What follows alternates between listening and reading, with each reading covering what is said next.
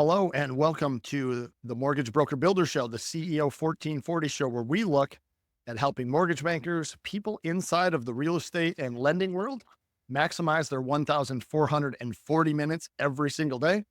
I've got a very special guest this week, Mr. Bill Bodnar. He's been doing this for a lot longer than I have. He's an old man. I'm just old. He's older. And here to talk about kind of all things mortgages, the market, how those things impact us day to day. And Bill is the chief revenue, chief sales, chief marketing, chief a whole bunch of things over at Tabrasa One and the Mortgage Market Guide. So welcome, Bill. Glad to have you here. John, thanks for having me, pal. For sure. So the reason that I wanted to pull you in here, right? We just had the Fed meet yesterday and saw the market kind of go in the tanks. It had nothing to do with that. We planned this well before we knew, what was going to happen there. But maybe we'll get into that a little bit as well. What I wanted to talk to you about, though, is I work with a lot of mortgage bankers, people that are maybe a little bit newer. And what happens a lot with people, out there, the kind of the market pundits, they talk about things and there's like, in my belief, there's like 15 people in the world that understand what a lot of them are talking about.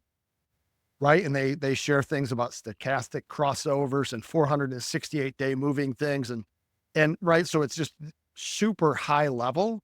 Yet the person at the kind of the loan officer level kind of misses out on some things.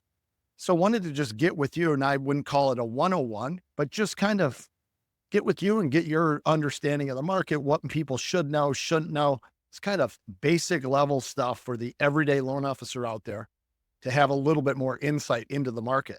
And I know you talk about a lot of stuff at really high levels, but wanted to kind of just see if we could break it down a little bit and look at some basic stuff. Sure. Well, the timing of this gathering here is unique because we had obviously the Fed meeting. And, I think for mortgage bankers, anybody out there doing business, even on the real estate side, talking to clients, they want to know what the heck happened because, you have the Federal Reserve cut interest rates by 100 basis points or a full point. And the 10-year note which is essentially a long-term bond, which kind of ebbs and flows in mortgages, that moved up 1% or 100 basis points. So it's kind of a head scratcher. And we have to remind ourselves, our clients, that, long-term rates are really driven by expectations of inflation, strength of the labor market. And right now, a big thing that's out there is debt. It's probably the biggest thing that we have to worry about is, our deficit and because we have endured heavy deficit spending and we're going to stop that. If I were to just dive in and wanted to get started and learn what's going on right now, it couldn't be a better time because right now, going forward, we're going to be in a declining interest rate environment, but we just don't know how fast. And that's going to happen based on the incoming news. So it makes a mortgage banker, a professional, very relevant. They're going to need to understand the dual mandate of the Fed. Fed's mandated by Congress to make sure that we maintain price stability, which is i.e. inflation. You don't want too high. You don't want outright deflation. That's when prices are declining. That's even worse than inflation. And they also have to promote maximum employment. And so they're doing this, John. They're trying to manage this dual mandate, right? Making sure inflation doesn't get too high, employment doesn't get too high, with a very blunt object, right? It's the Fed funds rate. You just raise it and you keep it there. That's why hence you hear the term higher for longer. That's what that means. Or just keeping rates higher for longer. And they hope that kind of lowers inflation, slows down demand. That all happens magically without any recession, and our employment rate doesn't go too high. So that's kind of like where we are. And that's what we have to watch going forward. There are a couple of things right now, because every few weeks, the Fed comes out with their meeting, and that's what they really have to be keen into. Now, on top of that, and where things got sideways for us, the interest rate market yesterday, the Fed issued every 3 months this summary of economic projections. And that was that was the thing that really hurt. It's not necessarily the rate cut, but the fact that in that summary, they said, well, back in September, they said inflation next year was going to maybe eclipse at 2.2. Well, they turned around and they raised that by 0.3, right? That's a lot. And within that, then they did a press conference and they said, well, we're kind of disappointed with how inflation was. So if I'm looking backwards, we have the benefit of hindsight. The market's probably looking at this meeting saying, man, you missed it on inflation when you said it was high, it was transitory. And now it's kind of maybe getting away from us. And you're not giving us a lot of confidence that you're able to, reel it in. And, oh, wait, why are you cutting rates? Why did you cut rates 100 basis points? So that's kind of what we're going through in a quick little 2-minute synopsis is in what's making our world a little tougher. Yeah, I have all kinds of things. I literally have a half page of notes already. Let's kind of just step back a little bit to everybody listening. Don't forget anything Bill just said. We're going to make it all back there. But just quickly, like, who are you? Why? What exactly do you do? And what makes like me talking to you? Why is it different than me talking to my mom? Can I just get a quick background, like a 2-minute thing, like who you are, how you got here? I've known of you for 20 years, probably. Time. So just a quick little synopsis there, kind of what you do as well. Like, Yeah. So I run a product called Mortgage Market Gathering. It's about 24 years now. And so our goal each and every day is to help folks in the mortgage business and the real estate side navigate the markets in real time, but do so in a simple way. So no one knows what rates are going to do. You can't circle a calendar and say, hey, rates going to come down that day. It's not how it works. There's a million things that move it.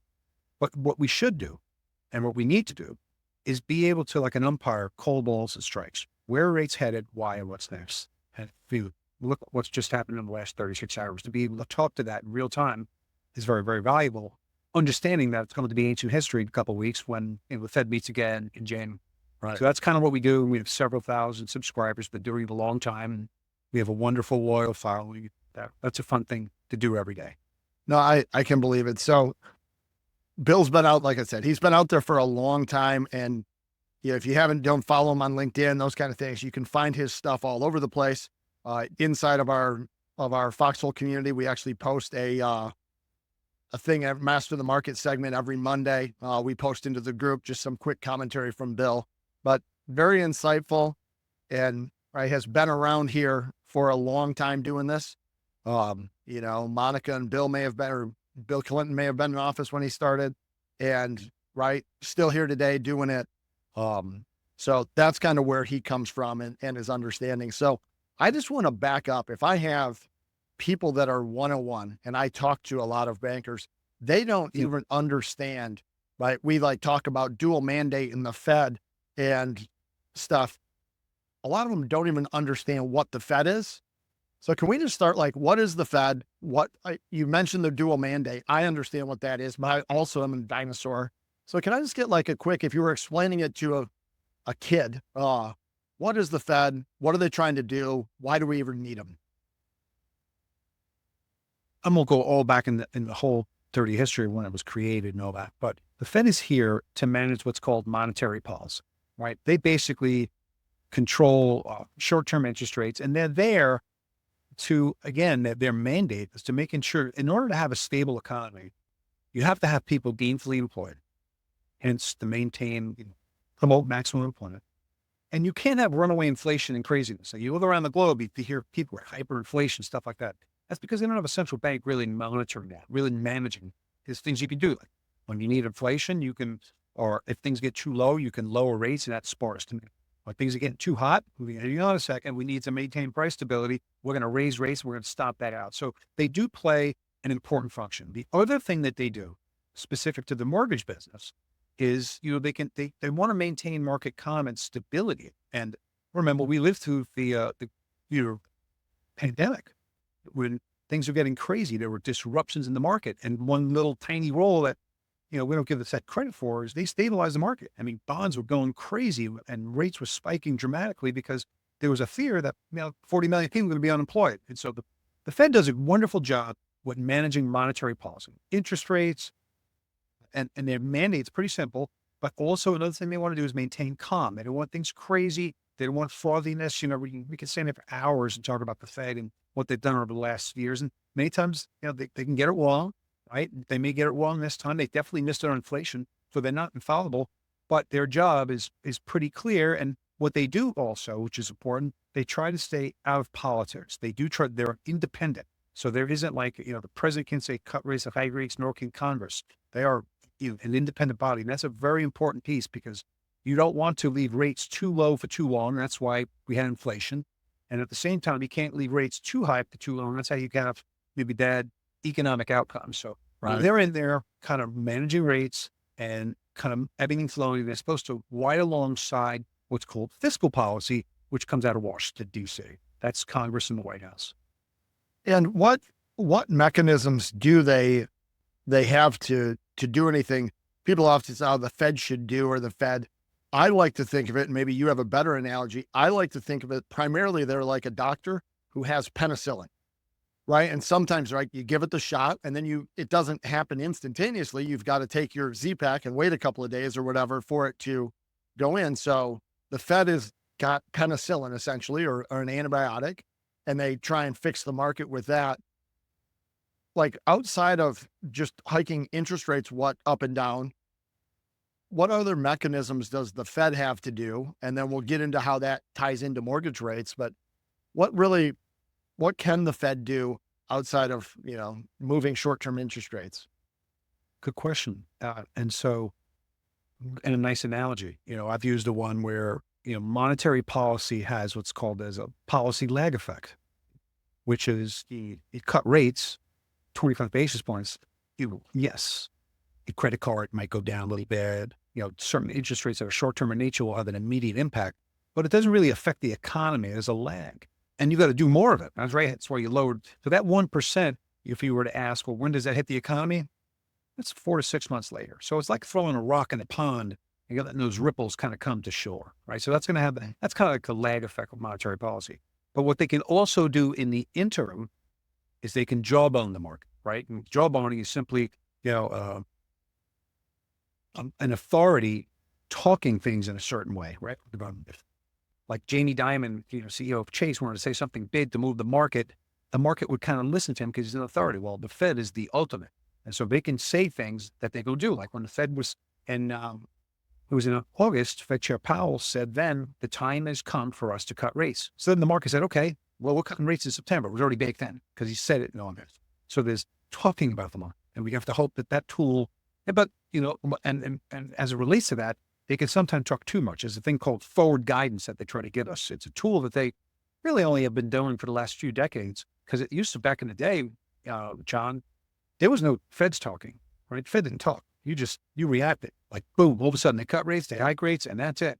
They let the market deal with it. Then they developed this thing called forward guidance where they were actually talking.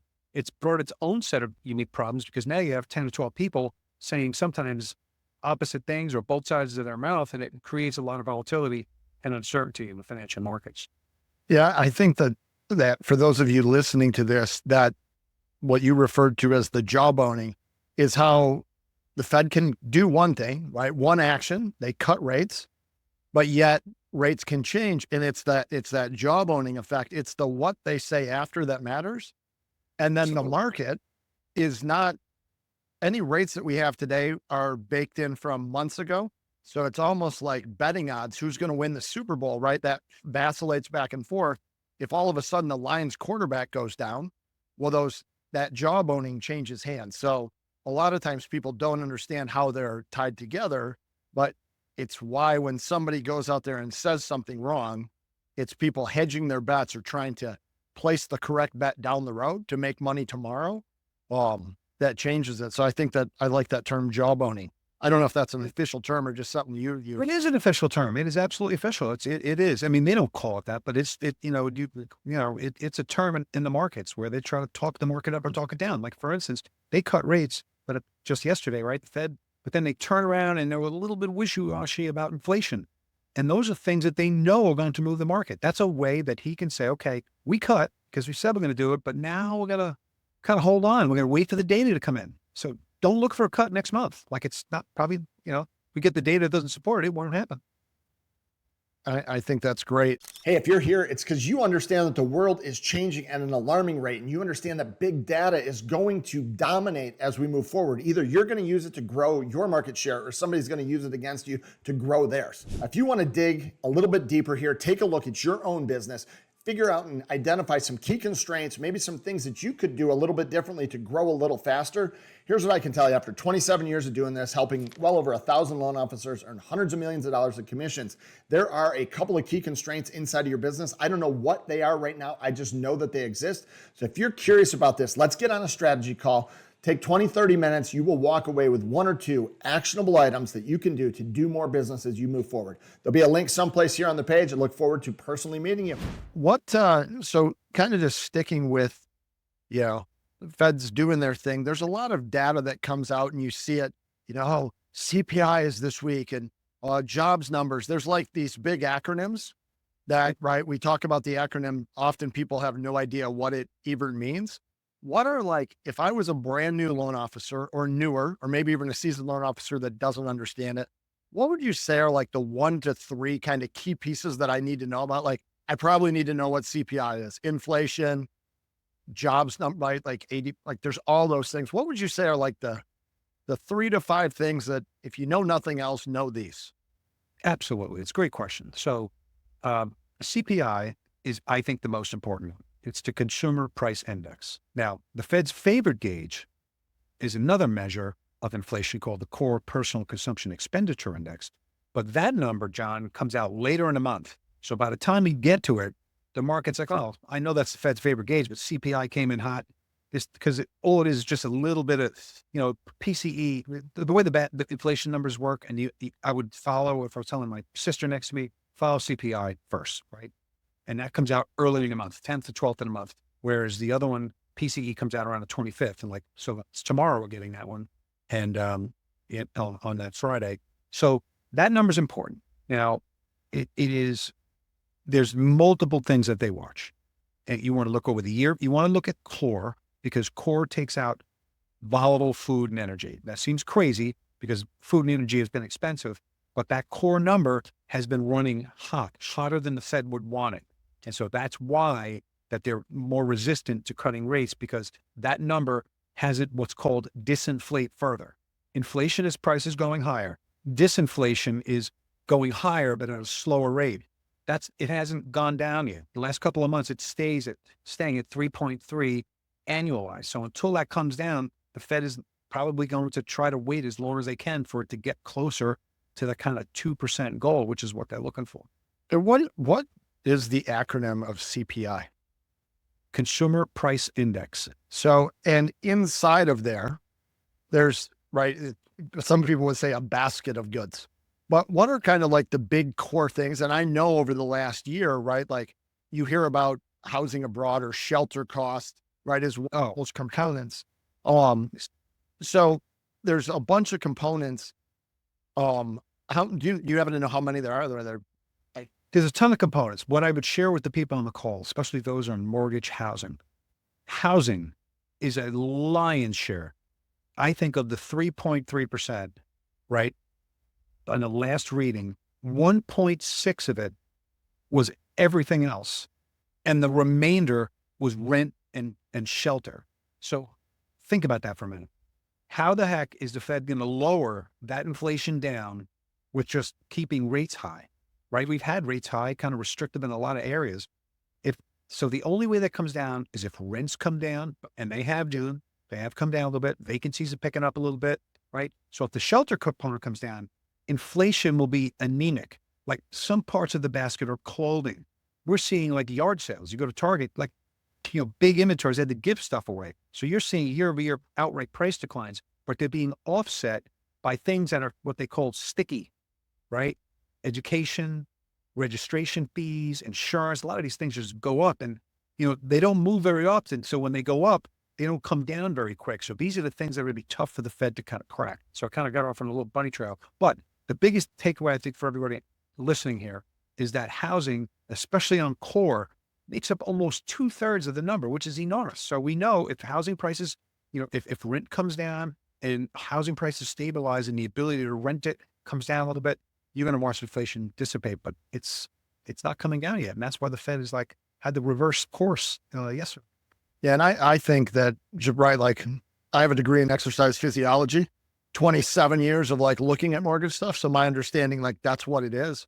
But I don't know that the 2% is even a realistic number today based on, right? Like we can't help that there's been hurricanes, floods, all kinds of things that have impacted insurance, supply chain problems that made cars way more expensive. So insurance just as a whole, like the car's 100 grand now, like go back to when those, yeah. And, God forbid you need to change a light bulb. That's now you hit a deer and it's 17 grand because the light bulb now moves and does smart things. It's got built-in AI and Insane. and so I don't know that we ever like the 2% number even exists anymore. Right. Like I just don't know personally if we can ever But Shannon, and that's, you look at where we were like right before COVID, if you go into like February, January of 2020, inflation was 1 and change. So COVID had a lot of weird effects, supply chain stuff that you mentioned, money, but the money supply went up. There's a lot of reasons. There was no one reason for inflation, a lot of them. And you could make a good argument that, they said even yesterday, John, that the Fed he's not wavering. Like they were saying, well, can you move your target? Can you make it from instead of 2? Can you embrace 2.5%? He said no. And so they want to see 2%. And here's another thing on inflation I think is important for everybody listening. Sadly, if you look at the history of inflation, prices going up 2% a year, 2.5% a year.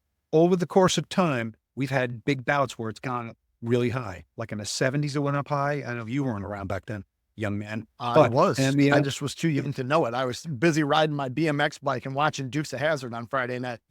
Yeah. And then of course, we had that 2-year kind of wallop over the last couple of years, 2020, 21 to 22, where we had 2 years where prices rose like 18% compounded. The sad reality is we're not getting that back. So people say, oh, if it was a campaign issue, inflation will come down. It's not going to come down. It's going to disinflate. And hopefully we get that 3 comes into something like maybe even with a 1 handle at some point, but because that will really feel meaningful, but prices aren't going to come down. Like a lot of prices we have, we're just going to go off the present level at a slower pace. And, hopefully people understand it's more about hype. And I think even Powell said that yesterday, it's not about inflation. It's about high prices. Everything costs more. And the reality is a lot of that stuff's not going to get lower. I mean, we're seeing some deflation in clothes and stuff like that because of oversupply. And by the way, that leads into housing, right? Where does housing get better?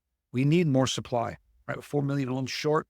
Well, and we're building 1 and change a year. We're years before getting anywhere near full supply. Once you have a lot of supply, prices stop growing up because they went up 20% a year. That was the other part that really crushed us in with the Fed and inflation because housing prices were going through the roof. That's not happening anymore. Not nearly as much.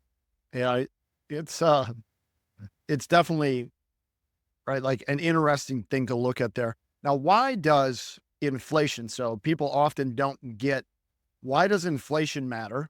If I'm a bond, right? Like why do we care about inflation on the bond market side? Yeah. And my analogy has always been if a dollar today buys you a loaf of bread and I want to invest in a bond that's good for 30 years, if a dollar in 30 years, it could now cost $15 to buy a loaf of bread.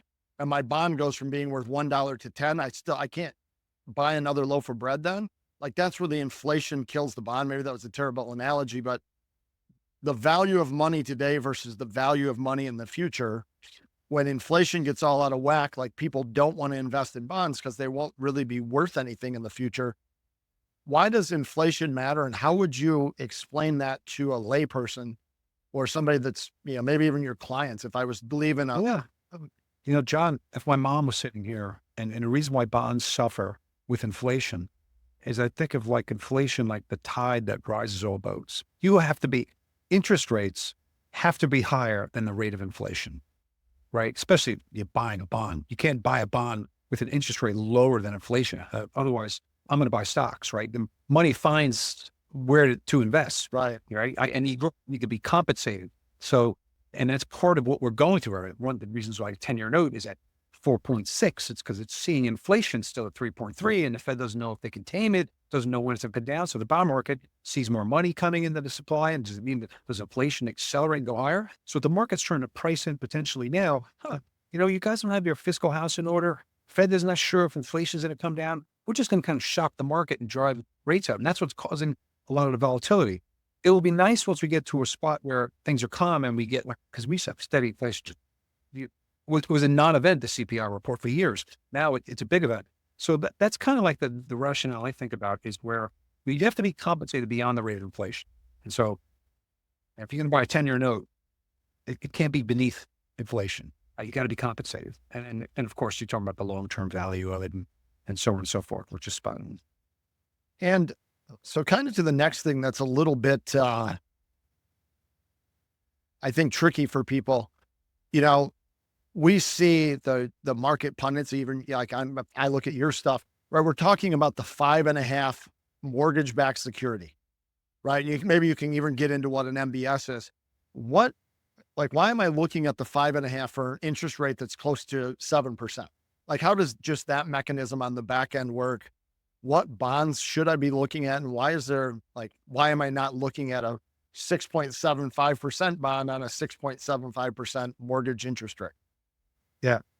So, like a mortgage-backed security or a mortgage bond, you see like there's coupons out there, like, as you mentioned right now, let's call it the 6% coupon. So a borrower today is not going to get a 6% mortgage because in addition to the yield is 6%, but then you got to pay people along the way. You got to package it, all that good stuff, get it on the Wall Street, securitize it. And so you have to add like 3/4 of a point or so on top of that type of mortgage bond to get it to market, right? So that's kind of how I look at that. And, try to put it as simple as possible. It isn't as simple as, hey, I'm going to go buy a mortgage bond. Like, so the loans that we do, let's say, for instance, like John, you're originating, you're out there and you do, a couple deals at 7%. By the time you take off fees and stuff to get it, to do the loan, those loans are actually getting packaged at like a 6% kind of coupon. And they get securitized. It'd be all your loans, John's loans, Janet's loans, and these big giant bundles get sold on Wall Street. And we end up buying them in mutual funds and pension funds, stuff like that. And that's how those instruments work. A lot of people don't buy more, like you and I. You'll see a lot of individuals buying mortgage-backed securities, but they end up in big bundles on Wall Street. And just so anybody, like the 5.5 bond, right? So it's a mortgage-backed security. It's a bond. It's something you can go out and buy, similar to like a 10-year bond. That's going to typically land interest rates, like 5.875 to like 6.5 will fall into that coupon. Yeah. So like that. Yep. So what you're looking at is, it's not the 5.5 bond doesn't yield a 5.5. It's something a little bit higher, and you will see weird things. If you do mortgages long enough, you will see weird things on your rate sheet, like 2 0-point rates.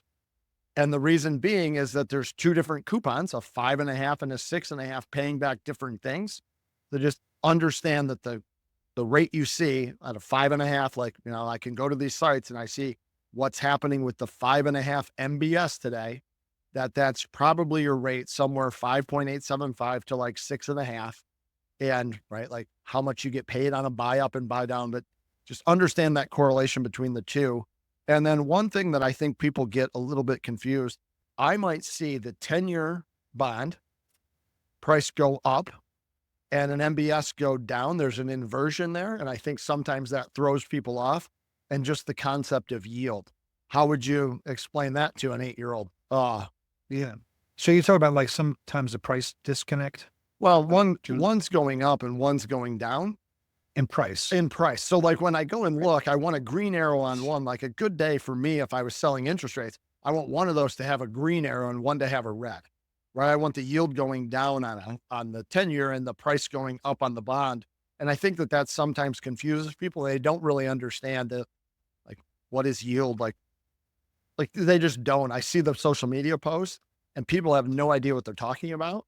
And they're trying to all be like mortgage, like market experts today. And I saw it it was very interesting that we were doing this, because yesterday what I saw was, I have a whole bunch of things. I saw 25 people post stuff that I would say is 70% wrong. Like just their commentary and different things, they don't understand it. And I don't know how much business that costs them, right? It probably costs them any econ major that's out there that listens to them and says, hey, you're kind of like full of crap. Like what you said is totally wrong. And then they probably also lose other people because they're talking over their head. So like they're not resonating with anybody. So I don't know if you can just explain like bond price up, 10-year, and how maybe what the correlation is between the two and how they work and what yield is. So Okay, there was a lot there. So when I think about the 10-year note, if to explain it, maybe, you know, simply to a borrower, first off, there's two different instruments, right? Clearly, right? One's a security, mortgage-backed security is a security backed by a mortgage, is an asset backed by mortgages that we do. The other one is backed by the full faith and credit of the U.S. government. And so there's a natural spread also between these two instruments, right? There's a lot of there's risk in a mortgage bond. That's why you're not getting an interest rate on a 10-year note. 10-year note's 4.5 or so. That's what mortgages are 4.5%. They're, approaching maybe 7%, right? There's like whatever it is, 250 plus basis point kind of spread between there. The normal spread between mortgages and the 10-year note over the course of time is about 175 basis points. And so when you think about that, and I think it's a good takeaway for the folks on the call, because, when you talk about how do mortgage rates come down, or one of the ways they can come down without anything else happening is just the natural spread between mortgages and the 10-year note kind of narrows. And that has come down a bit, John, and I think it's going to come down further. So there's a kind of a silver lining, I believe, there. But when you talk about yield and how to try to make it, explain it to a borrower, you're buying an asset, like if you buy stock, but like a dividend stock, right? You get an interest payment, right? If you buy GE and it's paying a dividend of 5%, if the stock goes down, the dividend goes up because the price, like what you're paying, right, price based on what the asset is, the yield or the interest rate that you're going to receive actually goes up. And it's the exact same thing with bonds. If the bond price goes down, right, it's because you're thinking like there's inflation, and you guys are risky. This bond is risky. That price has to go down for me to buy it, and I need to get a higher interest rate. And the opposite is true. In a lower inflationary environment, and maybe there's scarce bonds. There's so many things that move bonds. If there's no fear about debt, hey, that paper looks really attractive. I will accept a lower interest rate because I think I'm going to get it back, and inflation looks low, right? There's so many things that affect yields, but I think that's a little bit how I think. I don't know if I answered it well enough, but trying to get my arms around that. Yeah. And maybe the question was, right, like all over the place. I have a problem doing that. No, I think that makes a lot of sense. Just if you're listening, there's an inverse relationship, and they don't always move hand in hand. And sometimes you will see that spread get larger. I'll give you an example right now of something that could move that. Let's say there was a big push, like we've got a new incoming president. Let's say one of his big things was a foreclosure moratorium, where he was not going to foreclose on people for 5 years. Well, that would erode the price. Like that bond is not worth nearly as much. Somebody buying a new mortgage-backed security, that would cause that spread to change. So fiscal policies and different things would widen the gap. Or, so there's different things out there that can constantly move it. Just understand the rates that you pay today, whether it's an equation of your risk equals your rate. The more risky something is, ultimately, the higher the rate you would pay, the more the bond needs to sell for, the less risk there is, right? If it's backed by the federal government, there's less risk. Therefore, there's that price discrepancy. So John, I want to jump in for a second though. So now as a mortgage banking professional listening to this, what's happening right now front and center is we're seeing something that I haven't seen in my life watching the markets. The bond markets, not just here, but around the globe, are threatening governments with higher rates because of the perceived risk. If you continue to print money and you just make it, without paying down debt, it's inflationary. And you're seeing problems all around the globe. And that's why you're hearing this Doge thing, right? Where we need to cut the deficit, because if you don't, the bond market then punishes you by saying, people just sell bonds. They just sell, I'm out. I don't know where you're going. It's like a borrower. Imagine a borrower coming to you, John, and they're DTI, they're a mess. They can't qualify for anything. And all they're saying is taking on more debt. You would tell them, go home, get yourself in order, get your credit score back in shape, get more income and lower your debt, and I'll get you a loan. It's exactly what's going on with our country right now. And if they don't, they keep driving prices lower and rates up. And that's some of the challenge that we have. Maybe even more so than what the Fed said yesterday. Yeah. I mean, I think my own opinion is that whole Doge component is you can only go so long spending more than you make, to where it it eventually becomes a problem, or you end up in a bankruptcy court, right? And there's not like the United States government doesn't have a bankruptcy court. I don't know, what that looks like, but and across the world, you're seeing that. Um, so it's neat. What would be some big things? So let's say you're sitting out there today, you post all the time different things inside of the mortgage market guide. If you were a loan officer right now, posting to clients that essentially know less than you, a lot of our buyers today are first time home buyers. They're not econ majors. What things would you be talking about to try and resonate with the typical home buyer today?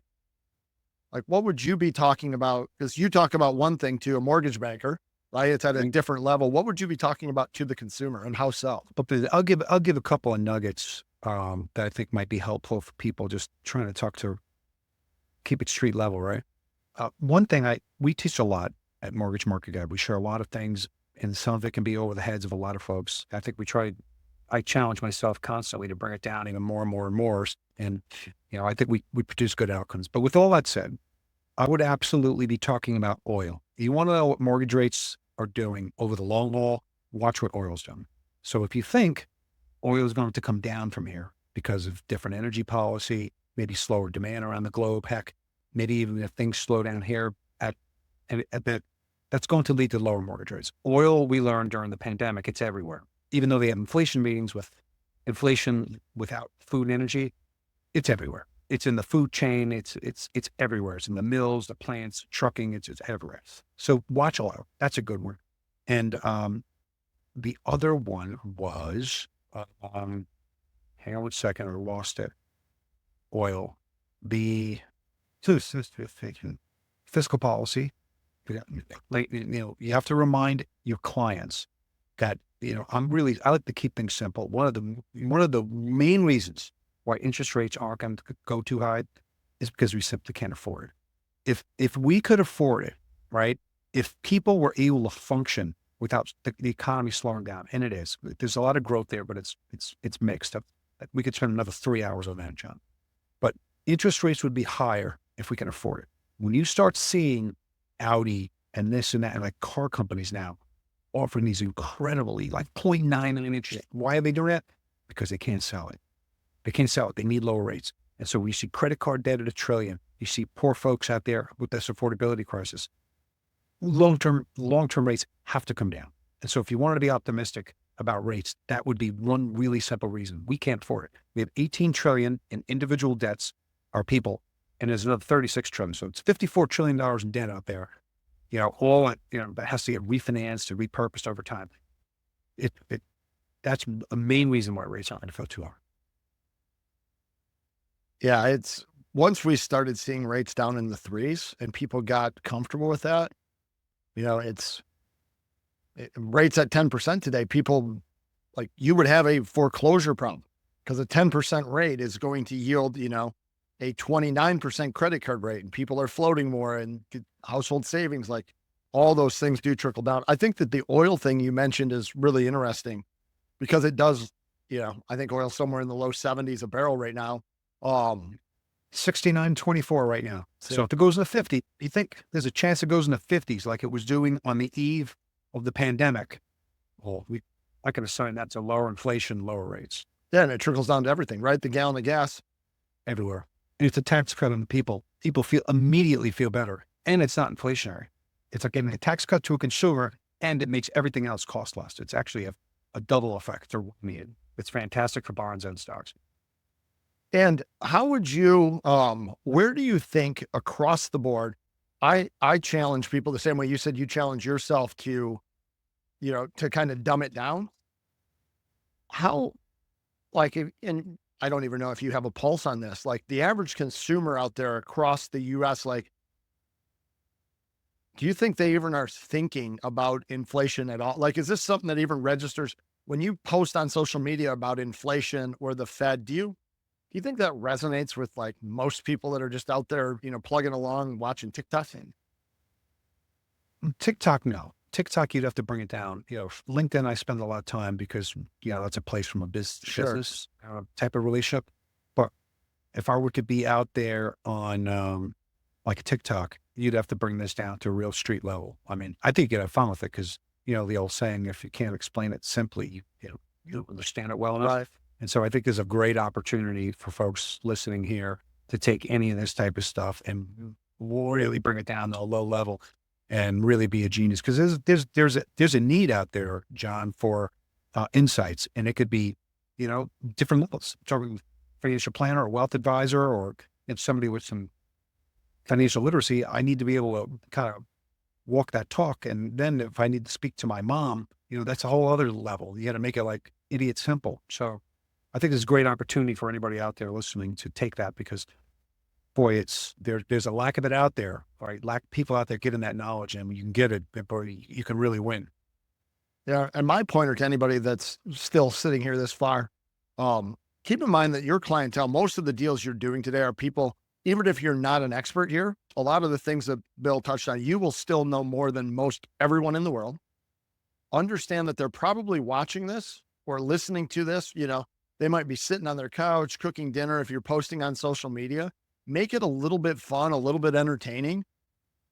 And you don't have to get in the weeds. You don't have to feel like you have to point, that every Monday email with the big economic drivers for this week. CPI is expected to come in at this, this, and this. Like, if that's not your clientele, like, make it a little bit fun, mix it up a little bit. And I think that you will resonate with more people. We in the mortgage space are in the problem finding business and entertainment business, right? We're really trying to entertain people, educate, like there's a term, I can't even say it, but it's a combination of education and entertainment, and make it fun for them. And, have them raise their hand if they want more details, would just be one pointer that I would give. I guess we're going a little bit here. Yeah, we're long in the tooth. Yeah. Yeah. Any just last kind of tidbits for somebody, any pointer that you would give somebody? I mean, if you want, there's Mortgage Market Guide. I'll actually include something in here. We've got a 20% off code if you want to do stuff with Bill. It's MBB. So if you go to checkout, you can go in and do MBB. You can sign up for the Mortgage Market Guide there and check out the stuff. You get text. There's a whole bunch of things that go with it. They've been doing it for a long time. Like you said, 4,000 people trust their advice. So that's definitely one thing you could do. Any other like pointers, tidbits? Well, the LinkedIn, you mentioned, trying to make it educational and fun. I think I do that on LinkedIn. I'll do that for our subscribers because it's got to be short, succinct, to point. It's going across a whole swath, but I have several thousand friends on LinkedIn, and I do that, and you can get an idea of what that looks like. Plus you can take my stuff and share it. And I do it. I'm very active on that. So if everyone wants to connect on LinkedIn, let's do it. Yeah. So hit up Bill on LinkedIn. Any other pointers for people? No, make sure you listen to you. This is great, my friend. I enjoyed it. What, last thing here. I have a belief that kind of everything we're looking at today, and I could be dead wrong, there's a lot of like guessing, and people want a little bit of certainty. And I think that once Trump gets into office, right, we get through the inauguration, all those things, we're going to get like, there's a boat moving in a direction, but we don't really know if it's going to veer left, veer right. We don't really know. If you had to like forward look 6 months out, because I think that there are going to be some changes. Any big things on your end that you would say, like, this is where I think things are going to be? And I know you're not big into like, forecasting in the market. You're telling more facts, but do you have any thoughts on that, or just kind of like a gut? I'm not going to hold you like I'm wrong on these things most of the time. So it's going to take a little bit of time. We're going to have to watch the sausage process at Washington, D.C. But I honestly believe that the bond market, if the fiscal policy, getting the arms around the debt, maybe lowering energy prices, which is what they want to do, which is creating growth, deregulation, which is going to help housing immensely, as well as manufacturing. Those things are disinflationary and they create growth. So if you grow the economy and you could pay down debt and you create less inflation and rates come down, I mean, the Fed can go take a siesta, as they say. I mean, you can really, it's not about the Fed anymore. So I would be very focused over what John just said. What's going to happen in DC, Washington, Congress, fiscal policy over the next few months? It'll take a little time as a light effect, just like monetary policy, before it seeps in the economy. But the bond market will celebrate things that protect debt, stop deficits, and actually grow the economy and are disinflationary. I'm excited about that. And I think everybody who calls should be excited. We're in this lull right now where we're kind of in between presidents. We're going to come out the other side, as you said. And I think I would pay a lot of attention to what the comes out of DC, because I think the Fed's going to sit on their heels to wait to see what that looks like. And I'm hopeful, because I didn't hear anything that was bond unfriendly. People are mischaracterizing tariffs and broad-based and this, that. I think it's all noise. I don't believe it. You like almost like creating an issue. I think the bond market will see through it once the rubber meets the road. Once Scott Bessent starts talking, I think it'll be, they're going to like it. Yeah. My belief is it's looking for a little bit of certainty. For the last, my whole life, politicians have said one thing and lied, and they don't actually do anything. So I think if things actually start to happen, it will give people a little bit of confidence that we're actually moving in a direction. And if nothing happens and it's pure, utter gridlock, that will still give the markets confidence that it's going to be pure, utter gridlock. Right now, they just don't know. Is it going to be more of the same, or is it something new? And so when you don't know, people don't do anything. And that's where we're sitting right now, is just kind of vacillating in this little eddy, just shaking there and not knowing what's going to happen. So I'm excited about what's going to happen, just in the fact that something's going to happen. So That's exactly right. hey, well, I appreciate this. This has been great. Great insight. You guys follow Bill. I'll put together a bunch of stuff here as I post this, and watch it, look at it. If you've got questions about growing, scaling your business, want to understand more things like this, we've got a whole community. We do coaching. We do a lot of stuff. I have one goal. I want to bring you maximum amount of value for your minute. You each have 1,440 minutes every single day. And if you're spending them with me instead of your spouse or someone you love, I want to bring you value, as does Bill. So have a great day, get back to it. And thank you.